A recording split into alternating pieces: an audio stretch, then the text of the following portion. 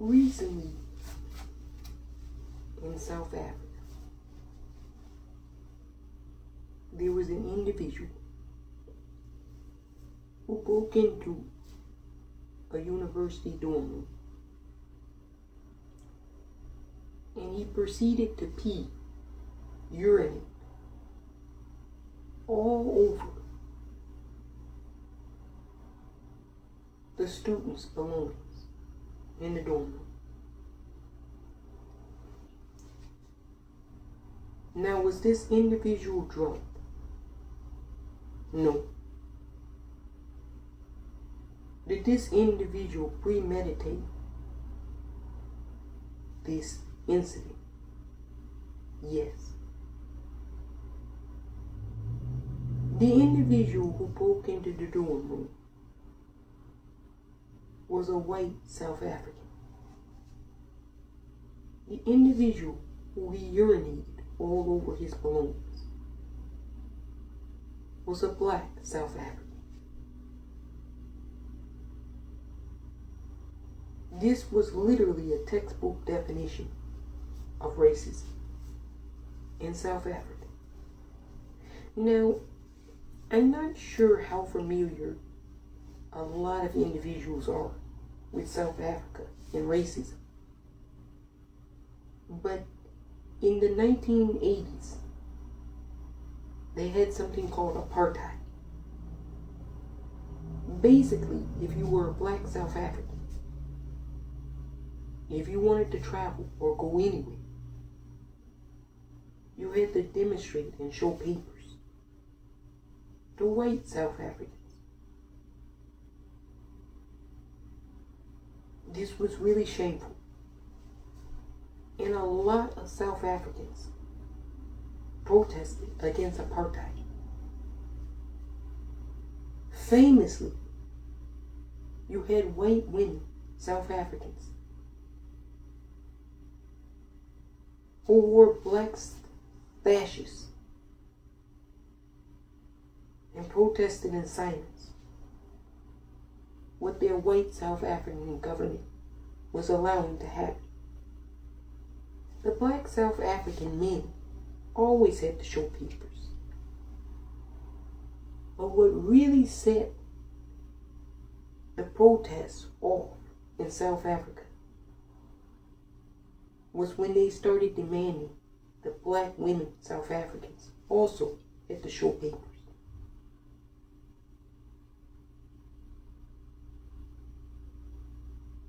It was over the top. The whole world reacted against apartheid in South Africa. You know, I made a video a while back and I said, the whole world is anti-black. And this is true. And a lot of people took issue with the slogan, Black Lives Matter. And I couldn't really understand why. Because if you know everything in terms of the system, the governance system is anti-black, then Black Lives Matter should be a welcome slogan, if nothing else.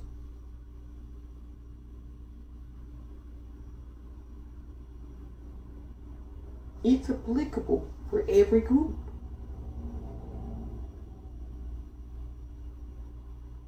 You know, conservatives love to say black on black crime. And this is true. There is black on black crime.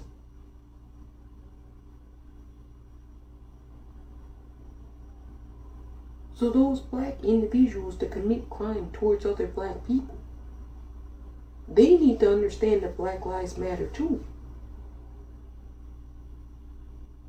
It's applicable for every group.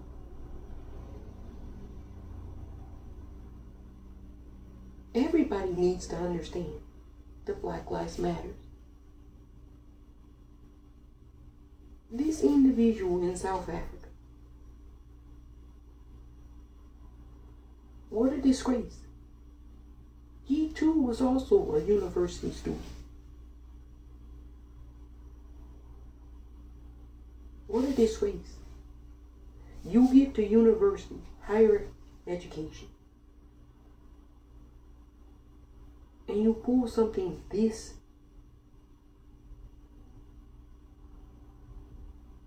really juvenile. Yes, it's racist, but it's really truly juvenile. You're supposed to be at a higher level once you go to university. This is things that you should have learned you couldn't do in grade school. And this is why I stress over and over and over again. If you don't teach tolerance, you get intolerance.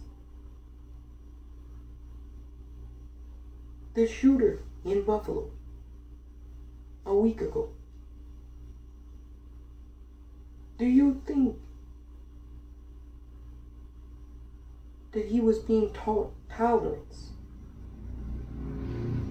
Or do you think that he was being taught intolerance? The last time I looked, tolerant people don't break into other people's dorm rooms and urinate over their possessions. The last time I looked, tolerant people don't drive hundreds and hundreds of miles to go and murder people because of the color of their skin.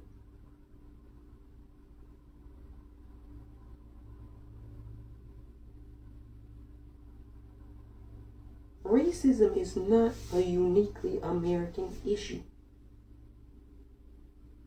It's prevalent in America for sure, but it's prevalent in a lot of countries, including South Africa.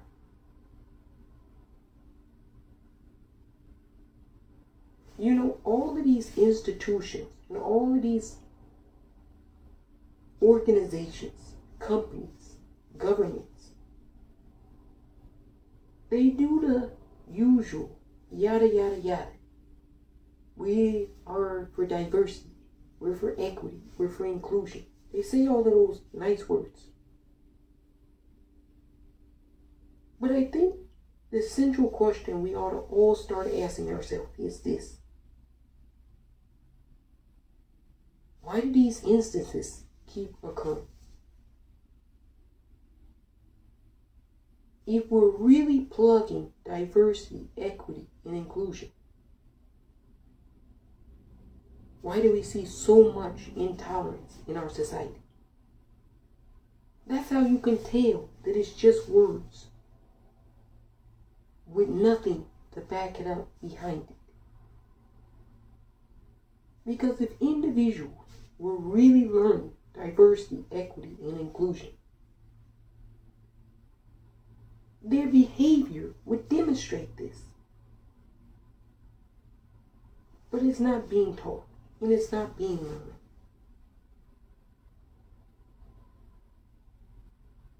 It's just something to copy and paste for an organization. When something occurs that in hindsight, really, in most cases, is always preventable. Do you really think this is the first time this individual has done anything racist in his life? Highly doubtful. Highly, highly doubtful. You know, oftentimes, a lot of things go through and get slipped on by. And then when an individual does something, then everybody is like, I'm shocked. Well, no, not really. Generally speaking, there's multiple, various warning signs.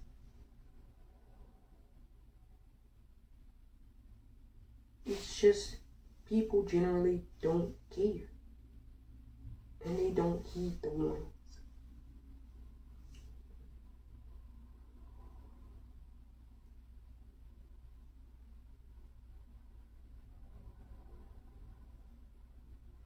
COVID didn't create racism. They say it's exacerbated it. Perhaps. But doesn't that already constitute, if something is exacerbated, that the problem already currently existed prior to? Something can only come along and exacerbate a problem if a problem already exists. And the problem of racism is nothing new. It's been a foundational human issue for a long time. So is speciesism, the destruction and cruelty to animals. You know, a lot of the reasons you have such rampant destruction, such rampant violence, such rampant sexual wickedness, all goes back to how you treat animals. People don't want to hear that. They're like, fuck you, Al. I don't want to hear this shit. But it's true. People can't deal with the truth. You can't go around murdering millions of chickens, millions of cows, consuming dead flesh, and thinking that that has no bearing on how you will behave in a general civilized society. It most certainly will. You gotta go plant-based. You gotta go plant-based. And you gotta stop being racist for no reason.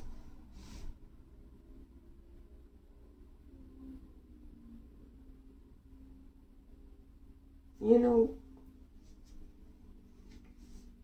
a lot of things that are avoidable,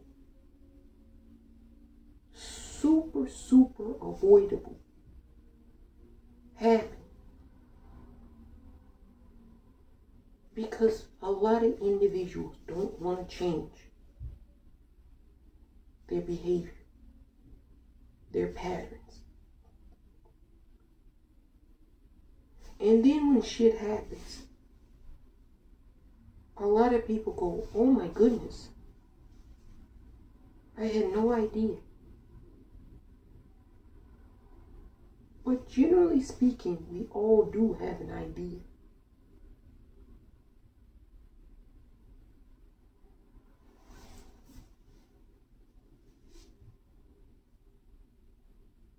You gotta focus on the issue. It seems like the issue is toxicity amongst men. That's the central issue. So you gotta focus on that. If I'm in government, if I'm in bureaucracy, I'm saying, who are the individuals causing the issue? 9 out of 10 times it's me. So if you know who the culprit is, you gotta focus on it.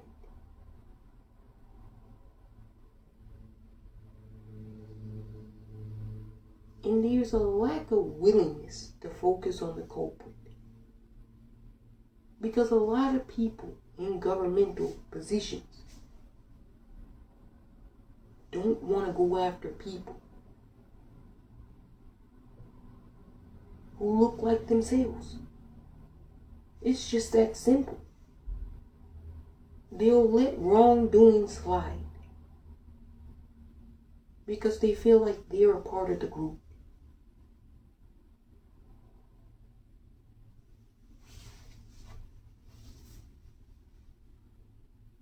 This is problematic.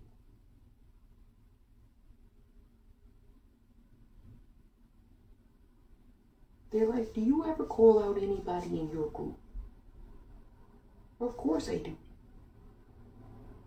All the time. If they're problematic. I call a ball, and a strike a strike. There's no way around it. I'm not going to defend the indefensible. Everyone knows it's not right to break into someone else's dorm room and urinate over their possessions. And for this university not even to release the student's name. Why are you protecting him? He clearly is not an example of model behavior of a university student. Now, either that's the type of behavior you want at your university, or it's the type of behavior you're like, there's no tolerance for.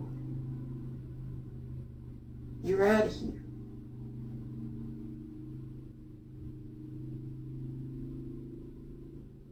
That's the first step. No tolerance.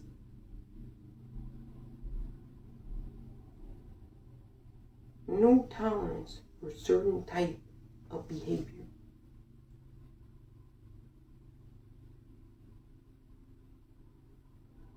Now, of course, everything is a spectrum. If he had got drunk and got into an argument and said a racial slur, that's different. It's still bad, but it's different. This is someone completely sober, to the best of my knowledge, premeditating this issue simply because he doesn't like black people. As a university, you should have no tolerance for this. As an institution of higher learning, there should be no tolerance for this. None whatsoever.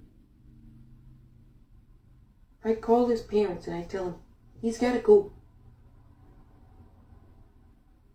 And you did a horrible job raising him.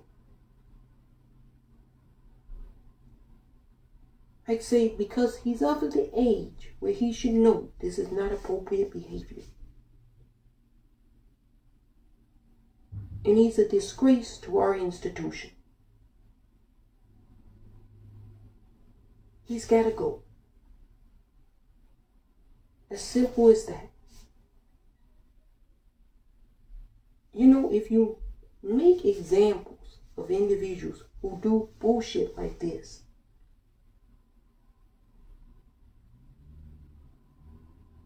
it nips it in the bud for individuals who would even think of doing something similar.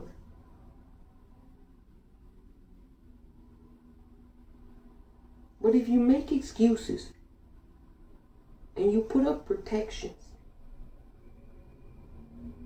other individuals see this as a sign of capitulation towards that behavior. It's disgusting and disgraceful.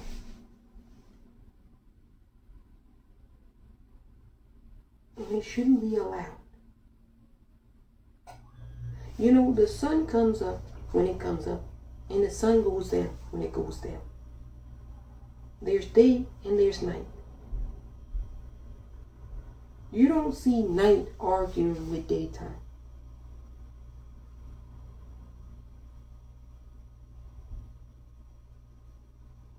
The only imbalance you have and you see is between humans and other humans. And maybe that's why you have so many issues. Because there's such an imbalance.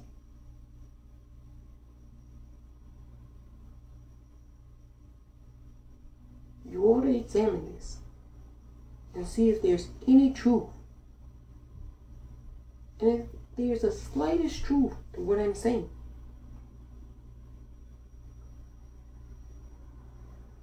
then perhaps you ought to change and address the issue. It was disgusting. beyond belief.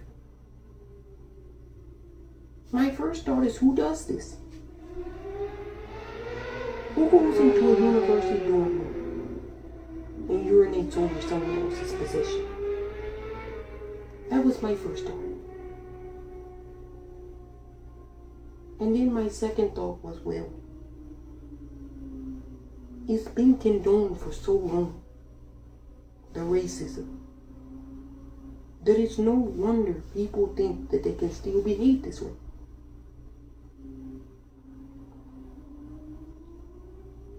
What other responsible people condone and what they allow to do, irresponsible people to do, well, that's a slight on both people's houses. You can blame the individual that does the bad thing, but you also have to start blaming the individuals who don't appropriately take care of the individuals that do the bad things in our society.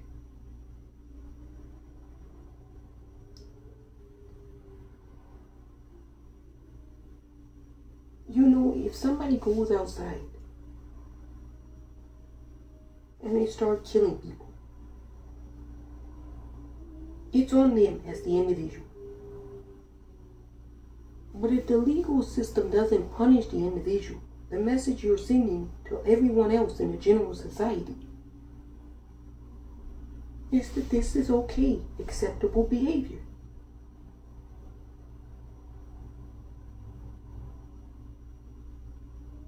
So I don't think it's just about the individual. It's also about the general message that's being sent in the general society. That racism is still okay. We're still going to have some protections for you if you're a racist. We're not going to release your name. We're not going to kick you out of the school. We're going to just suspend you. And you know, if there hadn't have been filming of this incident, it would have been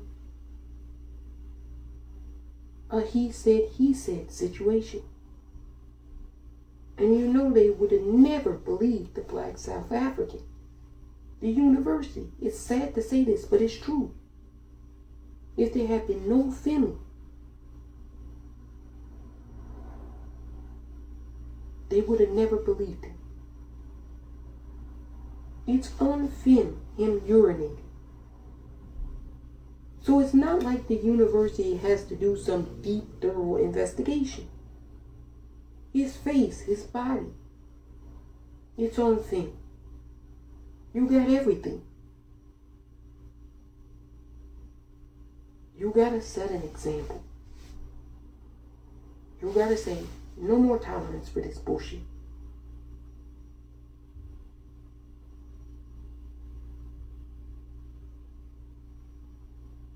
You know, this is only going to stop all of this racism in our society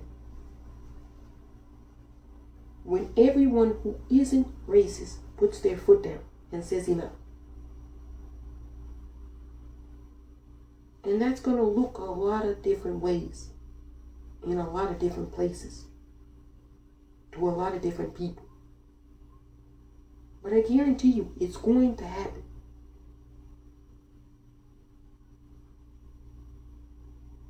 We have to say enough.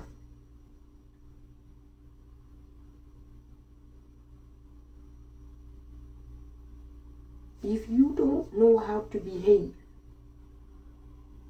in the general society towards people because they're different than you,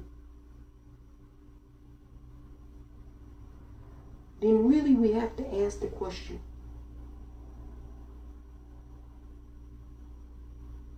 should you be allowed to be in the general society with the rest of us?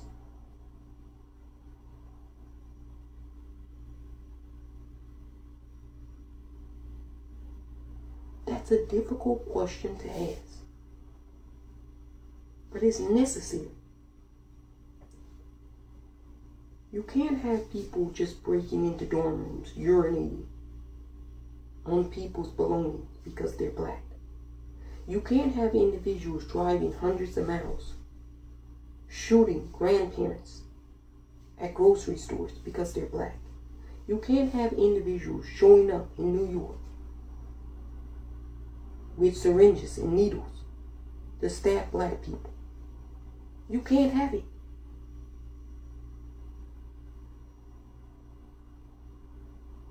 So either the individuals that are in charge are going to do something about it,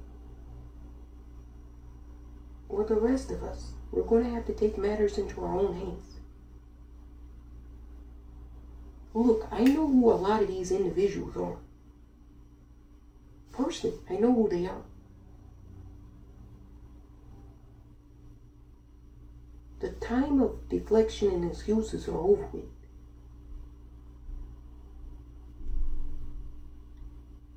We cannot blame racism on COVID, because racism predates COVID. You can say COVID has exacerbated an issue that was already present. Even more the reason why the issue should be addressed.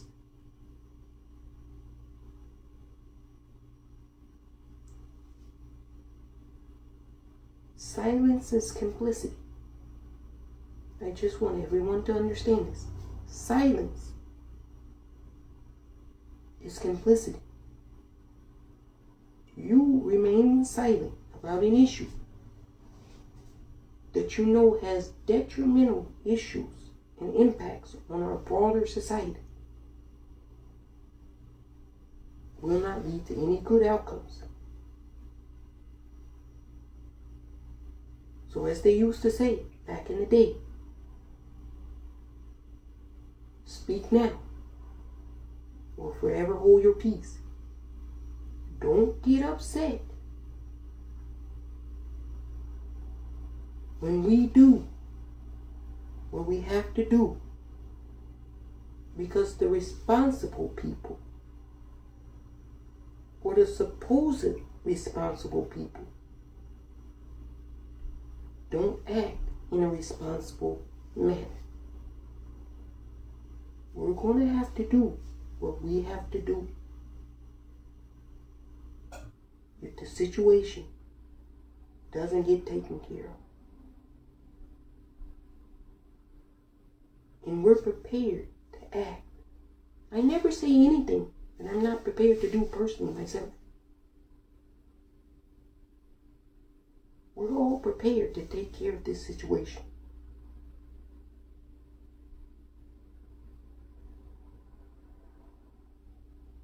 And by taking care of the situation, I truly mean taking care of the situation.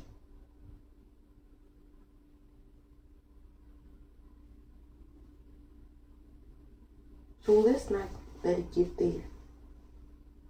Let's nip it in the bud.